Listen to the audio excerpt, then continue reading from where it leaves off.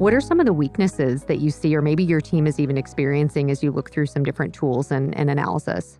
AI, if rolled out inappropriately, may actually stifle creativity and insight. So what I mean by that is I've talked to some peers who have been experimenting with AI in their shops, and they've specifically said, oh, we use it for brainstorming. We use it to think about how to think about this data or what possible outcomes might be of particular scenarios.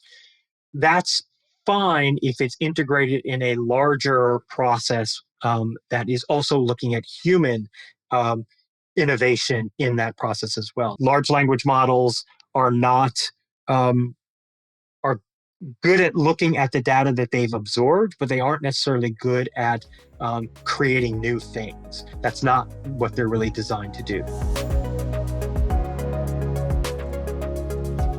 When you think about all those things, how is your team approaching some of these limitations, or how are they working around some of the weaknesses or some of the scariness of AI?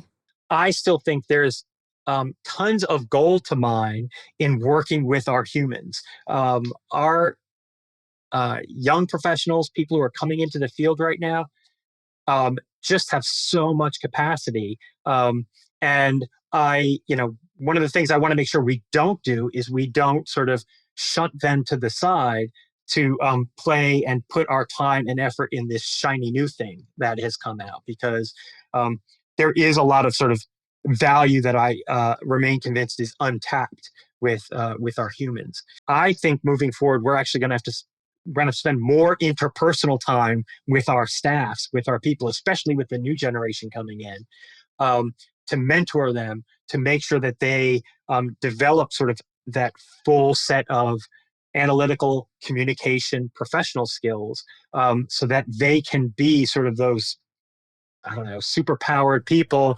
that they should be. What advice do you have for those that might not necessarily be leveraging AI right now, but are maybe thinking about investing time and energy and using it to support an intelligence function? I think this may sound super basic, but I would say be thoughtful about it. Like, why are we doing this? Is it because it is the cool shiny object at the moment, or does it have some real benefit for us adopting it? Number one. Number two, thinking really carefully about how you're going to integrate it into existing operations, right? Certainly, there are people who are claiming that this is the most consequential invention. I think the description I heard was since fire. And if in fact that is true, then maybe it is worthwhile taking a moment to think about, do I want to just bring a burning hot fire into my house? I think it's interesting to note that the IC and DoD are spending a lot of time and being very careful about how to use AI. They clearly see the promise of it, but they want to integrate it in a very smart way and make sure that they don't get caught up in some of the traps that we sort of outlaid earlier.